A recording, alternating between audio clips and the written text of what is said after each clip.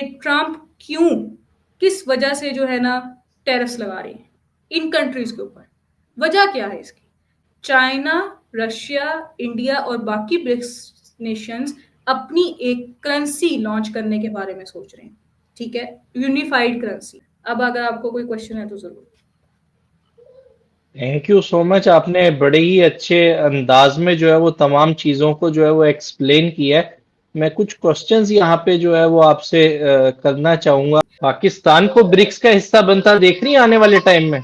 Pakistan unfortunately जो है ना वो अभी इस पोजीशन पे नहीं है, पहली बात, ठीक है। दो, अगर वो इस तरीके से, जिस तरीके से इसने इस ईयर के अंदर अपने टाइज को बेहतर किया और वो जिस तरीके से आगे मिडिल ईस्ट कंट्रीज के अंदर, मिडिल ईस्टर्न कंट्रीज के अंदर और इवन वर्ल्ड के अंदर अपनी डोमिनेंस उसने इकोनॉमिकली और जियो स्ट्रेटेजिकली शो की है, ठीक है, पोजीशन जो उसने बनाई है, अगर वो उसको 2030 तक या 2035 तक कर ले, मेंटेन कर ले या उसको बढ़ा ले, ठीक है, कहीं ना कहीं फिर वो ब्रिक्स का हिस्सा बन सकती है।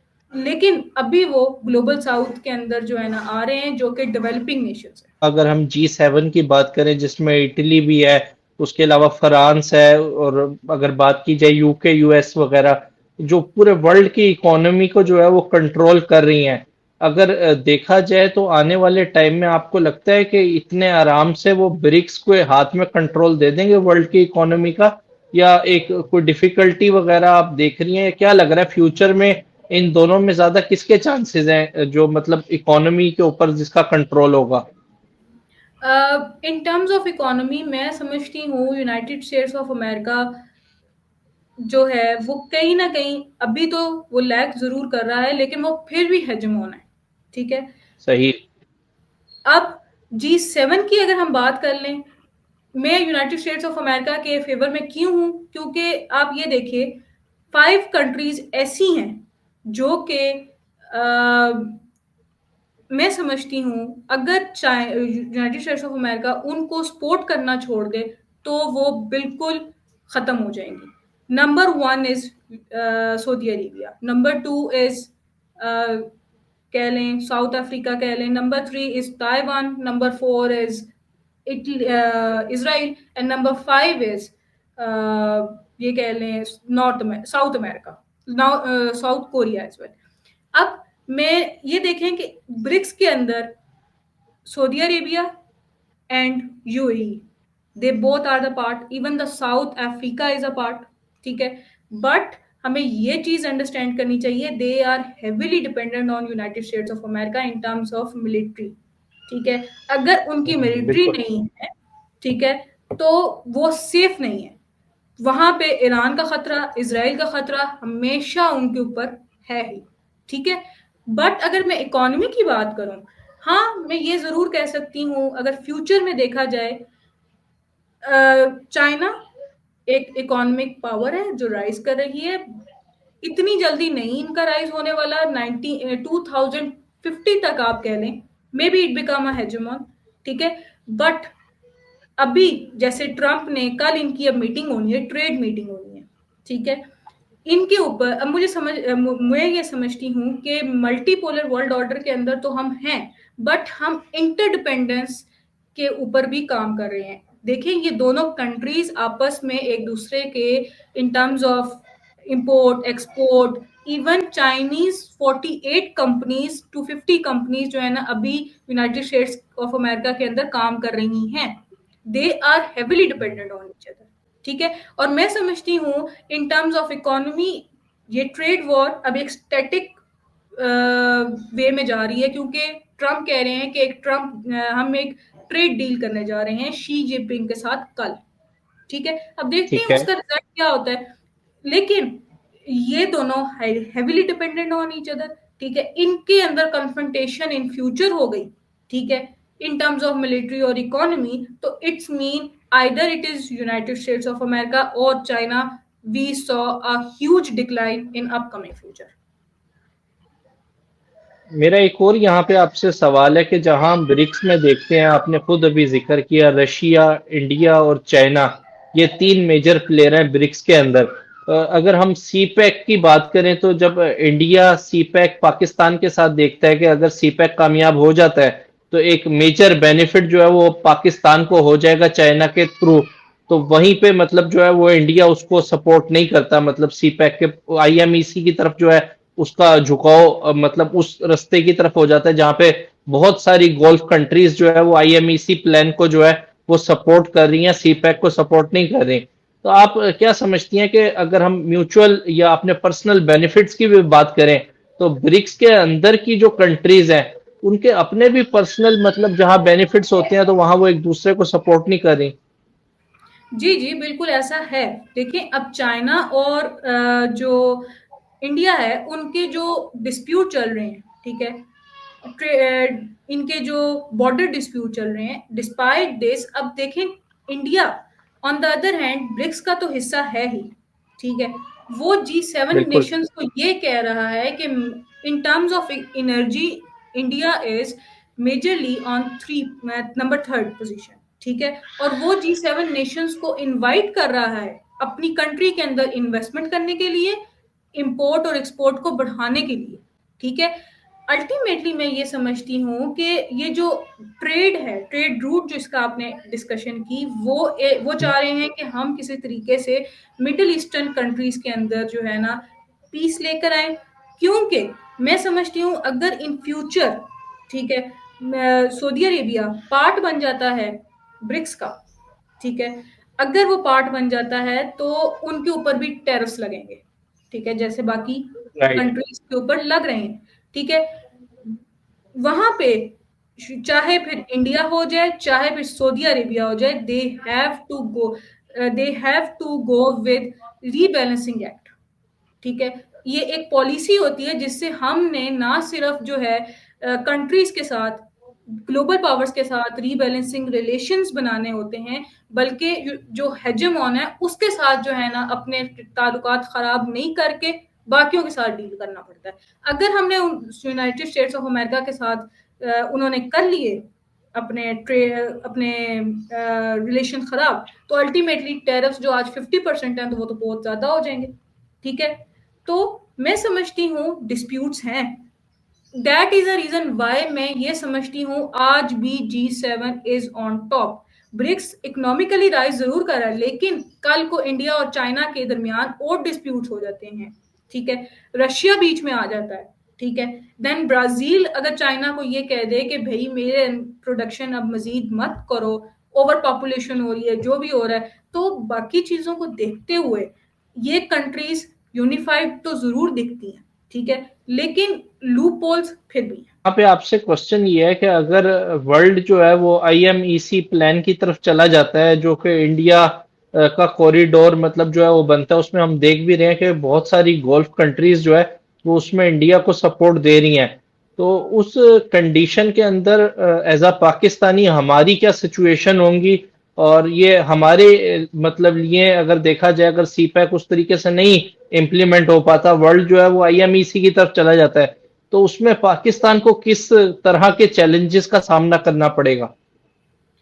सर मैं समझती हूँ चैलेंजिंग सिचुएशन जो है, इकोनॉमिकली जाहिर सी बात है होगा, ठीक है, थोड़ा बहुत डिक्लाइन होगा, उस तरफ ग्लोबल पावर्स का रुझान हो जाएगा, ठीक है, लेकिन हमें एक बैलेंस क्रिएट करके उस जो मिडिल ईस्टर्न कंट्रीज हैं जो कि इंडिया को बैक कर रही हैं टू क्रिएट दिस रूट, ठीक है, वहां पे इनडायरेक्टली हमें भी स्ट्रेटेजिकली काम करना चाहिए। क्यों? क्योंकि कहीं ना कहीं हम मिडिल ईस्ट के अंदर अब आके अपनी पोजीशन एक ऐसी बना चुके हैं जहां से अगर हमने और मजीद इम्प्रूवमेंट की तरफ गए तो कोई कंट्री भी पाकिस्तान को बगैर लिए नहीं आगे मूव कर सकता।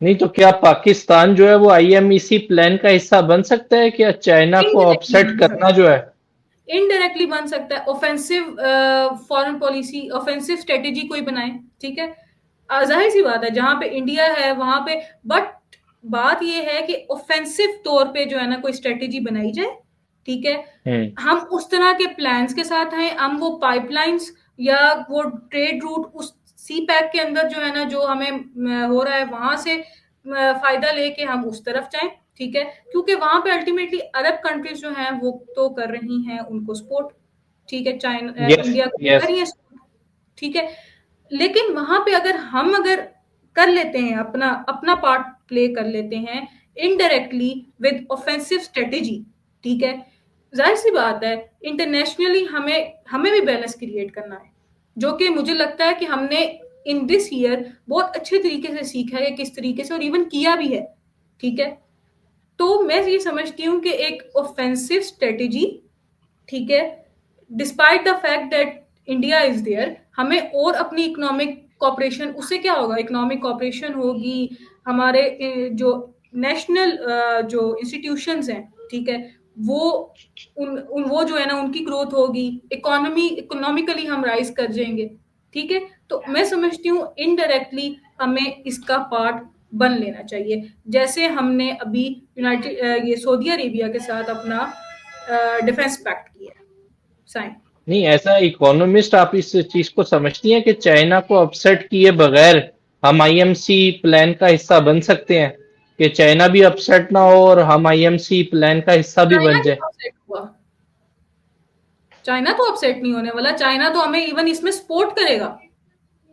क्यों? क्योंकि वो भी चाहता है कि किसी तरीके से जो है ना मिडिल ईस्टर्न कंट्रीज के अंदर उसका डोमिनेंस हो जाए, क्योंकि ओके। देखें दूसरी तरफ यूनाइटेड स्टेट्स ऑफ अमेरिका ये कह रहा है कि हमने मिडिल ईस्टर्न कंट्रीज के अंदर लाना है पीस, तो वो क्या पीछे ठीक है। रहेगा? अभी जो यूनाइटेड स्टेट्स ऑफ अमेरिका है, ठीक है, वो जिस तरीके से आगे बढ़ रहा है उस तरह चाइना भी इन्वेस्टमेंट कर रहा है, ठीक है। अभी मैंने कहा कि अगर Saudi Arabia, United Arab Emirates या कतर या ओमान, इनमें से कोई कंट्री अगर ब्रिक्स का हिस्सा बन जाती है, इवन जो ट्रेड कर रहे हैं ये रशिया और चाइना के साथ अल्टीमेटली, तो कहीं ना कहीं चाइना भी इससे इसको फायदा होगा। चाइना इवन हमें, मैं तो समझती हूँ, सपोर्ट करेगा in doing this, in dealing with this जो पैक्ट है या जो रूट है, क्योंकि उसने तो देखें, उसने तो सऊदी अरेबिया और ईरान का रीअप्रोच में के अंदर जो है, रीअप्रोच में के अंदर उसने कहीं ना कहीं जो है ना मॉडरेटर के तौर पे वो आया है। उस तरीके से अगर हम देखें तो चाइना तो हमें सपोर्ट करेगा। अगर हम सीपैक की बात करें तो सीपैक और आईएमसी में आपको नहीं लगता कि चाइना जो है वो सीपैक, चाइना के साथ ज्यादा फेवरेबल है पाकिस्तान का बनिस्बत आईएमईसी में? अगर सर किसी अभी एक को तो स्किप मैं करना समझती पड़े हूँ तो हम अफोर्ड कर सकते हैं। जी जी, वो फ्यूचर की बात है, अभी तो वो बना नहीं है, लेकिन वो सपोर्ट कर रहे हैं, लेकिन जो सी पैक है वो तो बन गए, ठीक है, उसकी तो एपिसोड भी चल चुकी है, ठीक है। तो चाइना का जो इकोनॉमिक वो है, ठीक है। अब आप ये देखें, strait of Malacca, Suez canal, two ऐसे चोक पॉइंट्स हैं जो कि यूनाइटेड स्टेट्स ऑफ अमेरिका के अंदर, जो चाइना के हाथ में, ठीक है, राइट। जो चाइना के हाथ में है, जहां सिर्फ ट्रेड डेली जा रही है, अगर वहां पे एक दिन भी वो बंद हो जाए तो according to the data $62 billion का वन डे में चाइना को नुकसान होगा, ठीक है। इस बिहाफ पे अगर हम देखें तो चाइना ने जो सी पैक हमारे उस पे बनाया हुआ है, अंदर से बनाया हुआ है, तो वो तो उधर वो वाला रूट यूज करेगा टूवर्ड्स यूरोप की तरफ जाने के लिए और अपनी ट्रेड करने के लिए, ठीक है। बट ये एक फ्यूचर प्लान है, अभी अभी इसको जो है ना सपोर्ट जरूर मिल रही है इंडिया को, बट अभी वो बना नहीं है। अगर वो बन जाए तो हमें, मैं समझती हूँ कि पाकिस्तान को और चाइना को इनडायरेक्टली, उसका चाइना तो पार्ट होगा ही होगा, पाकिस्तान को एक ऑफेंसिव डीलिंग के थ्रू जो है ना काम करना चाहिए, ऑफेंसिव स्ट्रेटेजी बनानी चाहिए, इनडायरेक्टली जो है ना मिडिल ईस्ट के अंदर अपनी डोमिनेंस को या अपनी जो कॉपरेशन है उसको स्ट्रांग करने के लिए जो है ना इसका इनडायरेक्टली पार्ट होना चाहिए। पाकिस्तान को ब्रिक्स का हिस्सा बनता देख रही है आने वाले टाइम में? पाकिस्तान अनफॉर्चुनेटली जो है ना वो अभी इस पोजीशन पे नहीं है, पहली बात, ठीक है। दो, अगर वो इस तरीके से, जिस तरीके से इसने इस ईयर के अंदर अपने टाइज को बेहतर किया, और वो जिस तरीके से आगे मिडिल ईस्ट कंट्रीज के अंदर, मिडिल ईस्टर्न कंट्रीज के अंदर और इवन वर्ल्ड के अंदर अपनी डोमिनेंस उसने इस इकोनॉमिकली और जियो स्ट्रेटेजिकली शो की है, ठीक है, पोजीशन जो उसने बनाई है, अगर वो उसको 2030 तक या 2035 तक कर ले, मेंटेन कर ले या उसको बढ़ा ले, ठीक है, कहीं ना कहीं फिर वो ब्रिक्स का हिस्सा बन सकती है। लेकिन अभी वो ग्लोबल साउथ के अंदर जो है ना आ रहे हैं, जो कि डेवलपिंग नेशंस है। Thank you so much miss Hajra Khan, आज आपने अपने कीमती टाइम में से जो है वो टाइम निकाला। अलबत्ता आपकी तबीयत भी जो है वो कुछ नासाज थी, लेकिन बहुत बहुत शुक्रिया। हम ऑनर करते हैं आपके टाइम को, आपने अपने कीमती टाइम में से टाइम निकाला है। जाते जाते कोई लास्ट मैसेज देना चाहेंगी ताकि प्रोग्राम को एंड करें हम?